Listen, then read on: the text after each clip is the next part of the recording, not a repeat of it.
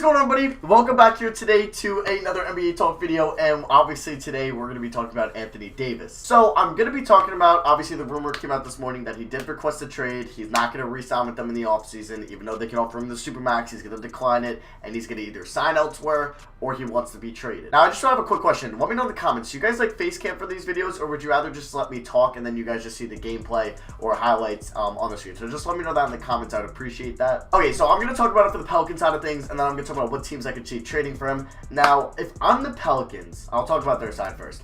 I would trade him right now, and I know you have a lot more options in the offseason. The Pelicans are currently sitting at the 10th pick in the draft. Now, it's not that good. Like, 10th pick is not going to get you a superstar unless you land on the pick. Obviously, there's guys like Devin Booker's, Miles Turner's, Giannis's that have gone past plus 10 in recent years, Donovan Mitchell. Obviously, they're studs, but in this draft, it's not the deepest draft. It's no 2018, it's no 2017. It's definitely no 2017. And obviously, on paper, the top guys are in the top 5. Obviously, you have RJ Barrett, you have Zion Williamson, you have Cameron Reddish, you have John Morant. And those guys are obviously going to go really high in this draft. Now, say you trade Anthony Davis right now, you're obviously going to lose a lot more games and tank, quote unquote, and then that will obviously get you a better pick in the draft. I'm just saying that's a reason for them to trade the pick now, or trade Anthony Davis now, excuse me. But that only really limits you to one team that could probably offer him a deal that either has the cap space and the assets right now, and that's the LA Lakers. Now, obviously the LA Lakers, their assets probably go, number 1 is Kyle Kuzma, number 2 is Lonzo Ball, number 3 is Brandon Ingram, and then 4 would probably be Josh Hart, and then Zubats, or Zubats could be above Hart. But if I'm the Pelicans, I'm asking for Lonzo, Kuzma, and Josh Hart minimum. That's the minimum what I'm asking for. I don't think the Lakers would be willing to give up Kuzma, Ingram, and Lonzo. So say you can get 2 out of the 3. You get Kuzma, Lonzo, you land Josh Hart, and a first. Or Kuzma, Lonzo, Zubats, and a first. Or something like that. Now, you're obviously not going to get a top pick in this draft, but maybe the Pelicans really like the top end of this draft, and they could maybe contact one of these other teams in the offseason. I'm not saying like maybe Chicago, maybe the Knicks. I'll get into those teams later. But I'm just saying this for the Pelicans side of things. If they made the trade right now, and then say maybe you get Kuzma, Lonzo, Hart, and a first. Say that's just a trade. You're going to be rolling out, honestly, a pretty solid lineup of Lonzo, Holiday, Kuzma. You can actually play him in his true position at the 3. And then you can maybe put Randall some 5 or Randall Okafor. And then you also have Mirotic. I mean, that's not a bad future. It's not like this is going to set them back, like, drastically. Like, they have a good team around Anthony Davis to begin with. Yes, you have some bad contracts like Solomon Hill and Etuan Moore, but Jrue Holiday is a borderline all-star this year. Honestly, if he was in the Eastern Conference, this man would be making the all-star game, but it's unfortunate he's in the West. The dude's playing out of his mind. I believe he's 30 or 29, and he's got a couple years left on his deal, so he's locked in. Obviously, he could request a trade. I know he came out saying that 90% of the reason he re-signed with the Pelicans was because of Anthony Davis, and this could just set the whole roster to crap, and everybody can be upset if they do trade him. But say you have Jrue Holiday, you have Kyle Kuzma, you have Lonzo Ball, you re-sign Julius Randle in the offseason, and then maybe you have the 10th, 9th, 8th pick in the draft. That's not a bad rebuild at all, but this is the Pelicans' fault. They drafted Anthony Davis in 2012. They've really never built a superstar team around him. Obviously, this could be a lot different if DeMarcus Cousins never got hurt last year, and he could have re-signed with them in the offseason. But that probably changed everything. And I mean, they really didn't build that bad of a team around him right now. This team should be a lot better. I don't know if it's on coaching, but you have Jrue Holiday, Anthony Davis, Anthony Davis, Nikola Mirotic, and Julius Randle. Those are 4 solid players. I mean, it's not the most help in the world, but look what LeBron did last year with the Cavs. I know Anthony Davis is not LeBron, but this man's supposed to be a top 5 player in the NBA. Look at what James Harden is doing without Capella and Chris Paul. The dude is carrying them. Why can't Anthony Davis do that? I know it's a lot harder because James Harden literally has the ball in his hand 95% of the time. He never gets assisted, and it's different for a big man. It's not like Anthony Davis could just do step back 3s all day. He's got to work in the post. He's got to work pick and rolls and play and design plays like that. But I'm not saying the Pelicans were super incompetent with Anthony Davis. They didn't really help him out his first 3 years there, and they really didn't draft well outside of Anthony Davis at all. And I mean, they kept on trading their first round picks. I mean, they traded for Nikola Mirotic. They traded it for DeMarcus Cousins. Now, I think they had their best shot was DeMarcus Cousins, and once he got hurt, it screwed it all over. I'm not going to say it's their fault, but say DeMarcus Cousins led them to the second round of the playoffs. They look good. They pushed the Warriors to 6, right? He signs in the offseason, and then maybe you can still snag like a Julius Randle, or maybe instead of Julius Randle, you signed a wing player. and you actually had a full season DeMarcus Davis like last year because they were killing it together, and then DeMarcus Cousins going down really killed everything. So that's just kind of if they trade him now. Obviously, in the offseason, it opens up a lot different or a lot more options because teams will have more cap space. We'll know where teams are drafting, so that might give more certainty to maybe where if the Pelicans want a top pick in the draft. So, first team, Celtics. Obviously, they can't trade for him right now unless they involve Kyrie Irving in the trade, which I don't think they would do. Danny Ainge doesn't seem that dumb. So, I think they're going to look at, in the offseason, they'll definitely inquire. If I'm the Pelicans, I'm taking nothing less than Jason Tatum. But since he requested a trade, and this would be his last year anyway, his value is going to go down a slight bit. I mean, this is still a top 6 player of generational talent. But is a team really going to want to give up like a Jason Tatum when this guy could leave in a year, or he's going to be a free agent in a year, right? So I don't think Jason Tatum is really going to go to the Pelicans if they wait till the offseason. But, I mean, it's not like they're going to get Kyrie and Tatum for Anthony Davis right now anyways. But say they offered you Jaylen Brown, the Grizzlies pick, the Clippers pick, I don't know, the Kings pick, 3 first-round picks in Jaylen Brown, and they can't even offer Rozier because he'll be a free agent. I guess that's what they're going to have to do unless they, unless they're willing to throw in Tatum. I don't know, maybe they will. Maybe they'll just do Tatum for Davis straight up, and they can maybe move Brown to the small forward where he was drafted, or obviously they have Gordon Hayward, I forgot.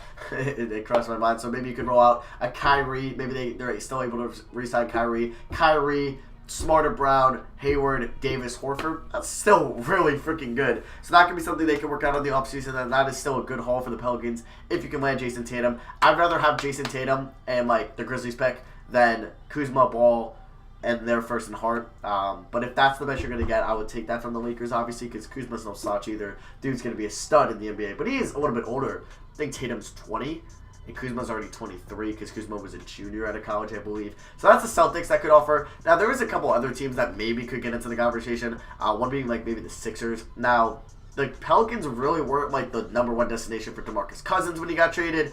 And Jimmy Butler, the 76ers really weren't talked about that much. It was kind of more Miami, maybe some LA. The Rockets were talked about. So there's teams that might not be Boston or LA that could swoop in. Maybe Boston's really not that interested in the price for him, and maybe the Pelicans don't want to send him to the Western Conference and they'll ship him to the East. So Philly is one of them. Now, if they said, give us Ben Simmons, we'll give you Anthony Davis. Imagine you had Anthony Davis and Joel Embiid and Jimmy Butler. That's scary. And then you could actually maybe have Fultz out there and then maybe just get a shooter at the 3.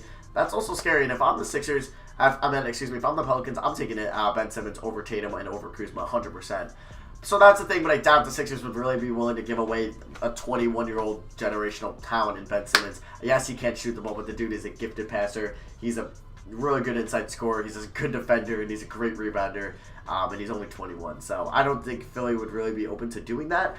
Unless, you have Embiid and Anthony Davis. I think that's just the most dominant front court we've seen in a while. I mean, Cousins and Davis were dominant, but Embiid is another beast, too. And I would say he's better than Cousins. I could say Embiid this year is better than what Cousins was last year pre-injury. So 76ers are a team. Obviously, I talked about the Celtics. I don't really see the Heat having the assets to go after him, or like Brooklyn.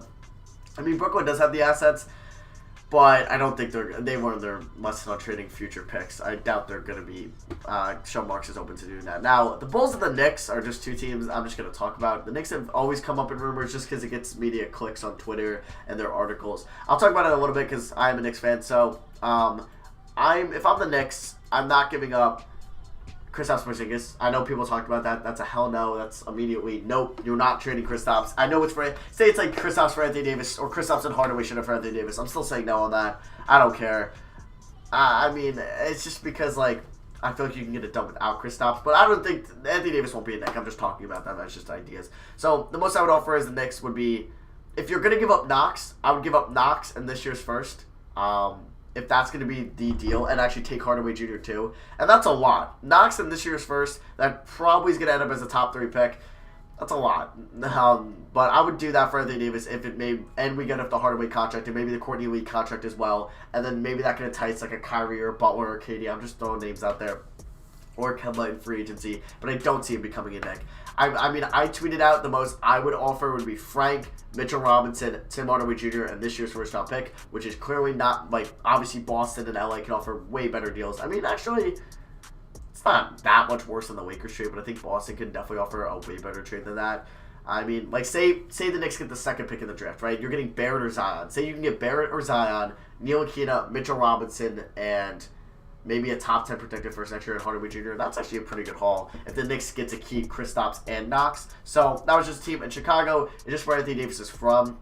They could definitely offer Markkanen or Carter Jr. and their first this year. Maybe Chris Dunn as well. Actually, is Chris Dunn or no? Chris Dunn won't be a free agent, so they will have the contract of Chris Dunn. So maybe they can give you Chris Dunn, Markkanen, or Carter Jr. I would say Carter Jr.